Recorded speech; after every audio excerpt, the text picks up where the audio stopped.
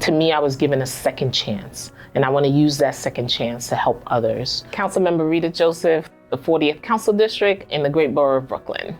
So before I became a council member, I was an educator for 22 years. I taught in public school system in the same school. I grew up in that building. After I won my primary, I still kept on teaching. I didn't want to miss a beat with my kids. So I was kind of like the current event in the classroom, because here's my teacher and here she is running for city council.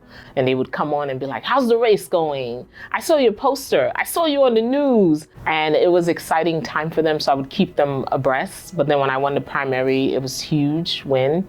And then when I won the general, I couldn't leave my students because I had no one to fill my position. So I taught up until December 2021 and entered the council January 1st, 2022. My heart story was I was a child athlete. I was on the bowling team, I ran track. I knew I always had a heart murmur, but didn't know I had an aortic stenosis. I was misdiagnosed for many years. I used to get an annual echocardiogram and everything would be great until one day in 2007, I felt this heavy weight on my chest. And I never take anything lightly, went to the doctor, did a series of exams. It's like, you have an aortic stenosis and you need to have open heart surgery. That was a rude awakening for me. I could have just been walking down the street on my way to work or teaching in front of my students, and I could have just collapsed and died. So June 26th of 2008, I walked into Columbia Presbyterian to have open heart surgery. It was a 6-hour surgery. I spent 5 days in the hospital. I spent a year in rehabilitation because my left arm didn't work for some reason or the other. I couldn't put it above my head. And I spent a year in rehabilitation. I had to learn how to walk again. I did OT and PT. There were days I cried because I was like, oh my God, I was a strong person. I used to be doing this and that. And here I am, so vulnerable.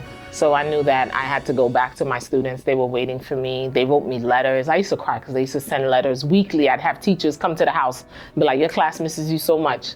The class that I was gonna come into the fall, but then my doctor was like, you're not ready to go back. So the kids would send me letters every week, and it would be great because I get to write them back and respond to them, let them know how I'm doing, how I'm gonna get better, I'm gonna get stronger into coming back. But while I'm getting stronger, I wanted to inform myself so I can inform others. As an educator, we're always teaching. So information is power. If I know, then I'll be able to teach the next person. And women, if you teach them, they teach the community and they teach everybody else. And I started doing research on congenital heart conditions, how many people get it, women of color, what are the symptoms, what do I look for? I started educating myself because I didn't know much. I started promoting it at the school, and the day there was Wear Red Day, I walked into the school building. Everybody had red on, and they stood up for me, and I cried. I wanted to share my story to see how many others I can save, how many others that can look for the same symptoms I had. They'll be like, somebody looks like me is going through that. I am not alone. What I hope people can take away from my experience is to look out for yourself, know when something is wrong, seek medical help.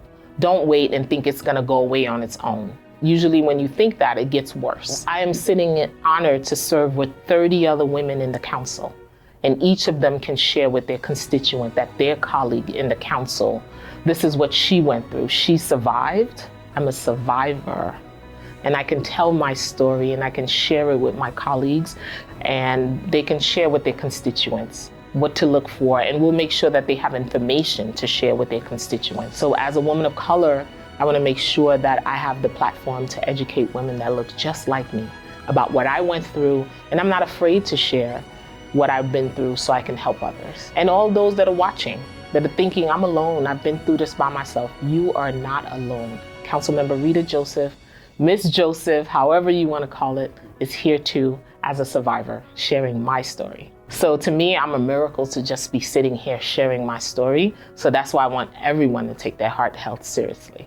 The theme this year for Go Red is Be the Beat, Learn CPR. CPR education is very important. Know very well the education chair will be fighting for that. As a survivor, I encourage you to support American Heart Association. Yay!